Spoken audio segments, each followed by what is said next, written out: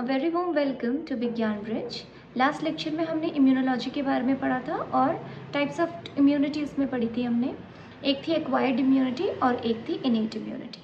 आज उसी लेक्चर को आगे कंटिन्यू करेंगे। इम्यूनिटी में हम 3 लाइन ऑफ डिफेंस पढ़ेंगे। First line of defence, second line of defence and third line of defence. जो first and second line of defence हैं ये दोनों ही इनेट इम्यूनिटी के अंदर आती हैं। मतलब एक ऐसी इम्यूनिटी जो कि नॉन स्पेसिफिक है, जिसमें मेमोरी सेल्स का कोई रोल नहीं है और जो हमारे जन्म से ही हम में प्रेजेंट होती है।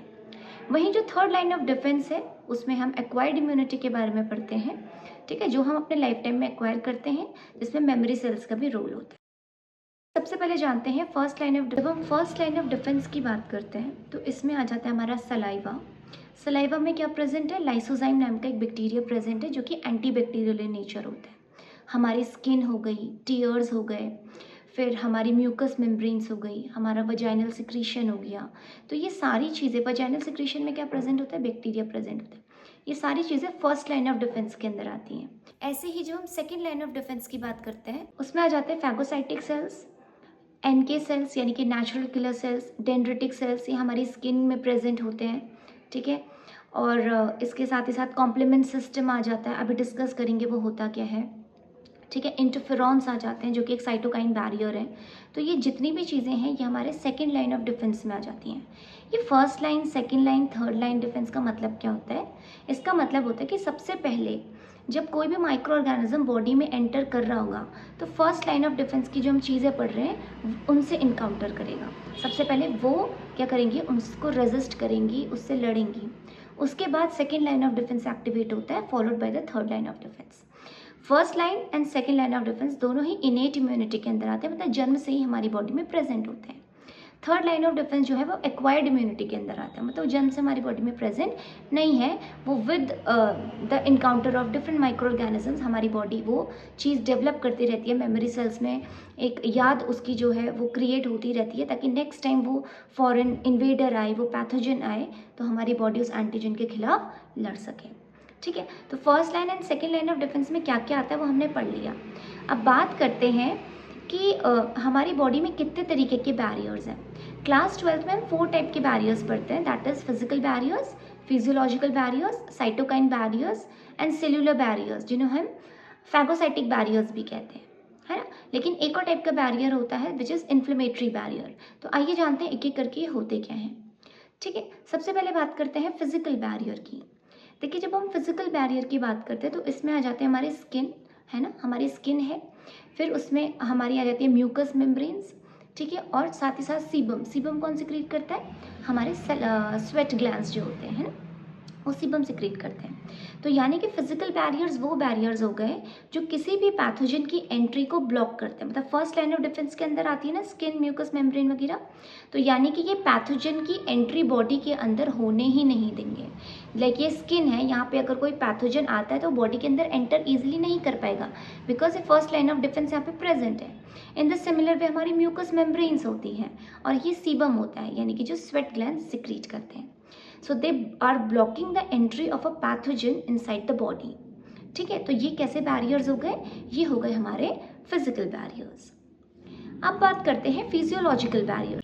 देखिए, जब हम फिजियोलॉजिकल बैरियर्स की बात करते हैं तो फिजियोलॉजिकल बैरियर्स में सबसे पहले हम बात कर लेते हैं फीवर की। हमें पता है कोई भी माइक्रो ऑर्गेनिज्म बॉडी के अंदर घुसेगा तो हमारी बॉडी क्या करेगी? एक सिम्टम तैयार करेगी फीवर के फॉर्म में। तो फीवर एक एजेंट है, जिसे पायरेटिक एजेंट भी कहा जाता है या पायरोजन भी कहा जाता है। ये क्या करेगा? ये एजेंट ये हमारी बॉडी के टेम्परेचर को इंक्रीज कर देगा। बॉडी टेम्परेचर इंक्रीज करने का मतलब है it has started fighting with that antigen. उस एंटीजन के साथ वो फाइट करना उसने स्टार्ट कर दिया है। ऐसे केसेस में जो हम दवाई लेते हैं, क्योंकि फीवर क्या है? एक पायरेटिक एजेंट है, तो जो दवाई हम लेते हैं, एग्जाम्पल एस्पिरिन, ये कैसे एजेंट्स होते हैं? ये एंटी पायरेटिक एजेंट्स होते हैं। ठीक है, तो पायरोजिन या पायरेटिक एजेंट कौन है? फीवर है। क्या कर रहा है? बॉडी टेम्परेचर को इंक्रीज कर रहा है। इन द सिमिलर वे इसका ऑपोजिट क्या है? वो मेडिसिन जो हम ले रहे हैं, जो एंटीबायोटिक हम ले रहे हैं, जैसे कि एस्पिरिन, वो एंटीपायरेटिक है, एंटीपायरेटिक इन नेचर। ठीक है, इसी तरीके से पीएच की बात भी कर लेते हैं, ये भी फिजियोलॉजिकल बैरियर में आ जाता है। पीएच जैसे कि हम देख सकते हैं हमारे स्टमक में HCl सिक्रीट होता है, ठीक है, विच इज़ एन एसिड, इसका अपना एक पीएच है। ठीक है, फिर हमारे सलाइवा का अपना एक पीएच होता है। फिर उसके बाद हमारे टीयर्स हो गए जिसमें लाइसोजाइम बैक्टीरिया, इसमें इसका भी क्या है, अपना एक पीएच है। तो ये सारी चीज़ें किसके अंदर आ जाती हैं, पीएच के अंदर आ जाती हैं। फिर बात करते हैं कॉम्प्लीमेंट सिस्टम। आप सबने पढ़ा होगा कि हमारी बॉडी में क्लॉटिंग फैक्टर्स होते हैं, 14 क्लॉटिंग फैक्टर्स। तो जब एक काम करता है तब दूसरा एक्टिवेट होता है, वो दूसरा अपना काम करेगा, फिर तीसरा एक्टिवेट होगा। तो ये जो मैनर है कि एक के बाद दूसरे का एक्टिवेट होना, ये करेगा तब दूसरा एक्टिवेट होगा, इसको बोलते हैं कैस्केड मैनर। इसी तरीके से हमारा कॉम्प्लीमेंट सिस्टम भी क्लॉटिंग फैक्टर्स की तरह ही काम करता है। ये 30 सीरम प्रोटीन से बना होता है और ये कैसे फंक्शन कर रहा होता है, in a cascade manner. So it is a group of 30 serum proteins which works in a cascade manner. तो हमने फिजियोलॉजिकल बैरियर्स में क्या पढ़ा, हमने पढ़ा कि हमारी बॉडी में सर्टेन फ्लूइड्स होते हैं, हमारी बॉडी में पीएच का रोल होता है, ठीक है, जो कि किसी भी एंटीजन से फाइट करने में एक्टिवेट हो जाता है, ठीक है। फिर बॉडी टेम्परेचर में हमने फीवर के बारे में पढ़ा, कॉम्प्लीमेंट सिस्टम के बारे में हमने पढ़ा, ठीक है। अब बात कर लेते हैं हम third which is the cellular barrier या फिर फैगोसाइटिक बैरियर। फैगोसाइटिक बैरियर की जब हम बात करते हैं तो इसमें काफ़ी सारे फैगोसाइटिक सेल्स आते हैं, जैसे कि नेचुरल किलर सेल जिसे हम एनके सेल्स कहते हैं, डेंड्रिटिक सेल्स की हम इसमें बात करते हैं, मैक्रोफेजेस की बात करते हैं, न्यूट्रोफिल्स की बात करते हैं। जब हम न्यूट्रोफिल्स की बात करते हैं तो इन्हें पॉलीमॉर्फोन्यूक्लियर ल्यूकोसाइट भी कहा जाता है, ठीक है। तो ये भी क्या कर रहे हैं, एंटीजन से फाइट करने में हेल्प करते हैं। इन द सिमिलर वे जब हम एनके यानी कि नेचुरल किलर सेल्स की बात करते हैं तो नेचुरल किलर सेल्स बच्चों क्या होते हैं, मॉडिफाइड लिम्फोसाइट्स हैं। ये सारे WBCs के टाइप्स हैं। तो मॉडिफाइड लिम्फोसाइट ये करता क्या है, ये एक प्रोटीन को सिक्रीट करता है जिसका नाम होता है परफोरिन प्रोटीन। अब परफोरिन नाम से ही पता चल रहा है, यानी कि परफोरेशंस करवा देगा, छोटे छोटे पोर्स बना देगा। तो जैसे ही कोई माइक्रो ऑर्गेनिज्म एंटर करता है तो ये उसके सेल मेम्ब्रेन में क्या करेगा या उसकी प्लाज्मा मेम्ब्रेन में क्या करेगा, छोटे छोटे पोर्स बना देगा और उसको डिस्ट्रॉय कर देगा। तो ये नेचुरल किलर सेल्स करते हैं। ऐसे ही बात करते हैं डेंड्रिटिक सेल्स की। अब ये डेंड्रिटिक सेल्स आप जो हम न्यूरॉन पढ़ते हैं उससे कंफ्यूज नहीं होना है।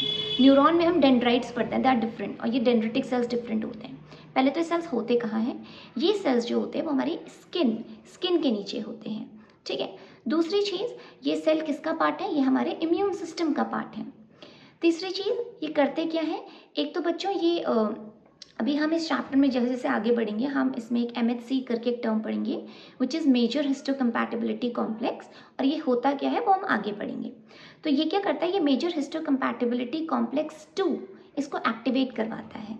उसके एक्सप्रेशन के लिए ये रिस्पॉन्सिबल है, किसके, it is responsible for the expression of MHC second, that is major histocompatibility second. साथ ही साथ ये क्या कराता है, secretion of pre inflammatory substances, इनका सिक्रीशन भी ये करवाता है।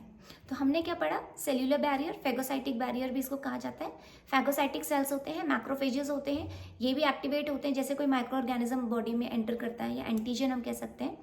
फिर हमने पढ़ा डेंड्रिटिक सेल्स, ठीक है। फिर हमने इसमें पढ़ा NK सेल्स यानी कि नेचुरल किलर सेल्स, और चौथी चीज़ जो हमने इसमें पढ़ी वो थी हमारे न्यूट्रोफिल्स। आई थिंक यहाँ तक क्लियर हो गया होगा, ठीक है। इसके बाद हम पढ़ते हैं इन्फ्लेमेटरी बैरियर्स। अब जब भी बच्चों इन्फ्लेमेशन की हम बात करते हैं तो इन्फ्लेमेशन से हमें क्या ध्यान आता है, देखो जैसे हमने सुना है ब्रोंकाइटिस, ITIS, ठीक है। जिन भी शब्दों के एंड में ITIS, प्लूराइटिस, जब प्लूरा में इन्फ्लेमेशन हो जाता है, प्लूरा क्या है, outer membrane of the lungs, है ना, उसमें प्लूराइटिस हो गया, ब्रोंकाइटिस हो गया, ये सारे आइटिस वर्ड जो होते हैं सफिक्स में, इसका मतलब होता है इन्फ्लेमेशन। इन्फ्लेमेशन के कैरेक्टरिस्टिक क्या होते हैं, या तो वहाँ पे स्वेलिंग हो गई होगी, या तो वहाँ पे रेडनेस हो गई होगी, ठीक है, या तो वहाँ पे हीट पैदा हो रही होगी, या पेन हो रहा होगा, या वहाँ पे फंक्शन करना बंद हो गया होगा, लॉस ऑफ फंक्शन वहाँ पे हो गया होगा। तो इसके लिए ना सर्टेन टर्म्स गिवन होती हैं, साइंस में हम सर्टेन टर्म्स यूज़ करते हैं, जैसे कि आप देख, रेडनेस अगर होगी हो तो उसको र्यूबर बोलेंगे, स्वेलिंग अगर होगी हो तो उसे ट्यूमर बोलेंगे, ठीक है। ऐसे ही अगर लॉस ऑफ फंक्शन है, फंक्शन का लॉस है तो उसको लेजे बोलेंगे, ठीक है। हीट को कॉलर बोलेंगे और पेन को डॉलर बोलेंगे। तो ये सर्टेन टर्म्स हैं जो कि हम इन्फ्लेमेशन के लिए यूज़ करते हैं। इन्फ्लेमेशन फीवर की तरह ही एक प्रोटेक्टिव डिवाइस है बॉडी का, यानी कि एक ऐसा एजेंट है जो बॉडी को प्रोटेक्ट कर रहा है। कहीं पर रेडनेस होने का मतलब है बॉडी वहाँ पे फाइट करना स्टार्ट कर चुकी है और उस माइक्रो ऑर्गेनिज्म को डिस्ट्रॉय करने में पूरी जान लगा रही है, तो वहाँ पे इन्फ्लेमेशन हो जाएगा। हो सकता है वहाँ पे स्वेलिंग हो जाए, वहाँ पे पेन हो रहा हो, वहाँ पे हीट जनरेट हो रही हो, वहाँ पे फंक्शन करना कुछ समय के लिए बंद कर जाए। ठीक है, तो ये इन्फ्लेमेशन के क्या है कैरेक्टरिस्टिक्स हैं अलग अलग। अब सबसे इम्पॉर्टेंट जो इन्फ्लेमेशन में आता है वो है इसके स्टेप्स को समझेंगे ध्यान से। मान लीजिए ये कोई टिश्यू है और यहाँ पे क्या हुआ, कोई माइक्रो ऑर्गेनिज्म एंटर हुआ। ठीक है, यानी कि सबसे पहले क्या हो गया, माइग्रेशन, माइक्रो ऑर्गेनिज्म ने एंट्री मान ली।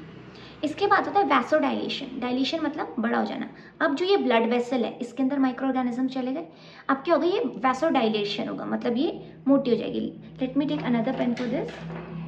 ठीक है,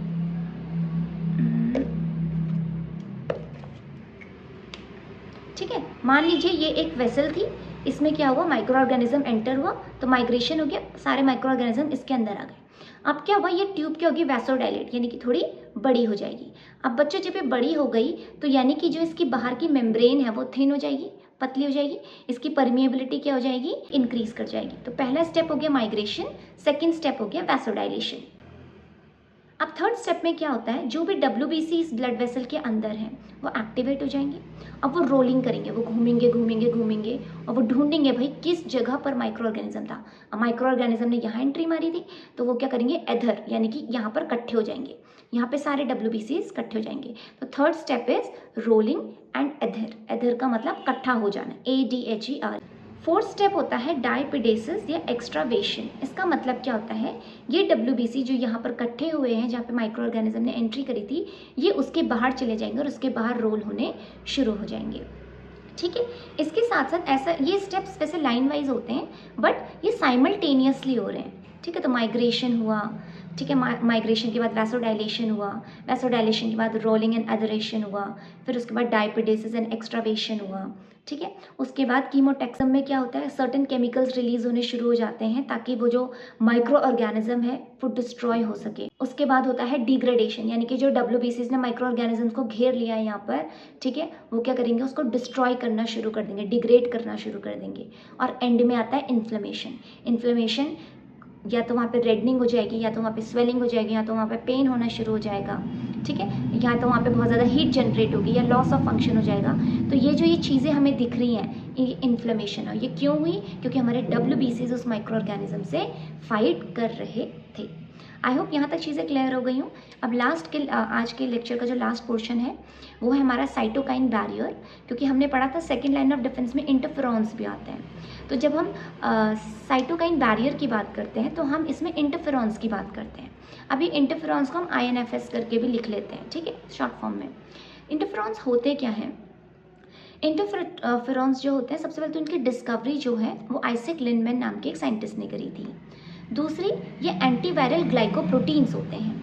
अब ये एंटीवायरल ग्लाइकोप्रोटीन सिक्रीट कौन करता है, जो वायरल इन्फेक्टेड सेल्स होते हैं वो एंटीवायरल ग्लाइकोप्रोटीन्स को सिक्रीट करते हैं, और साथ ही साथ ये सिक्रीट इसलिए होते हैं ताकि वायरस को डिस्ट्रॉय किया जा सके। अब इंटरफेरॉन्स में सबसे इंपॉर्टेंट है, ये 3 टाइप के होते हैं, अल्फा, बीटा एंड गामा। ठीक है, अब ये अल्फा, बीटा, गामा कौन कौन प्रोड्यूस करता है ये हमें याद रखना है। अल्फा जो होते हैं वो कौन प्रोड्यूस करते हैं, इंटरफेरॉन्स अल्फा, उन्हें कौन प्रोड्यूस करता है, ल्यूकोसाइट, यानी कि हमारे WBC।